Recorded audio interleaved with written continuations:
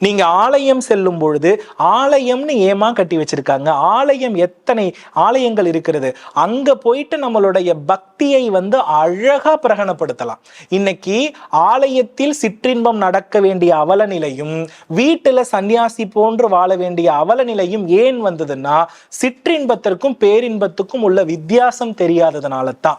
பேரின்பவாதிகள் என்னைக்குமே சுகத்தை விரும்ப மாட்டார்கள். அவர்கள் தான் நியாயன்மார்கள், சந்நியாசிகள். இந்த உடம்பு சுகம் என்பதே அவருக்கு ஒத்து வராது. நம்ம கண்கண்ட மகான் காஞ்சி மகான், அவர் ஒரு ஷோபால உட்காந்து நீங்க பார்த்திருக்கீங்களா? அவர் ஒரு பஞ்சிமத்தையில உட்காந்து நீங்க பார்த்திருக்கீங்களா? அவருடைய உடம்பில் ஒரு அலங்காரத்தன்மை இருந்து நீங்க பார்த்திருக்கீங்களா? அவர் அதெல்லாம் இருந்தா ஆசை தோன்றும் என்பதால் உணர்வால் உணரக்கூடிய இறைவனை அந்த இடத்துல நம்மளால பார்க்க முடியாது என்பது அது பேரின்ப நிலை.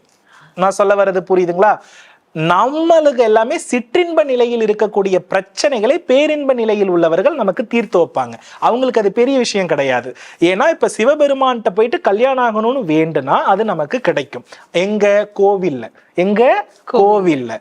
அதே போல ஒரு சந்நியாச குருவை நம்ம போய் தரிசனம் பண்ணி எனக்கு புத்திர பிராப்தம் வேணும்னு நம்ம கேட்டோம்னா அவரோட இடத்திலிருந்து அந்த ஆசைகளால நமக்கு அது கிடைக்குது. ஆனா இப்போ நம்ம என்ன பண்றோம் அப்படின்னா, வீட்டிலேயே நான் எல்லா பூஜையும் செய்தால் அந்த பலன் எனக்கு கிடைக்குமா என்ற கேள்விக்கு நான் பதில் சொல்றேம்மா. ஒண்ணு தப்பு இல்ல. இப்ப வீட்டுல பூஜை செய்யறது பாவமா அப்படின்னு கேட்டா நான் பாவம்னு சொல்ல மாட்டேன். உங்க வீடு தேவகுரு நிலையாக மாறும் என்பதை சொல்ல வரேன்.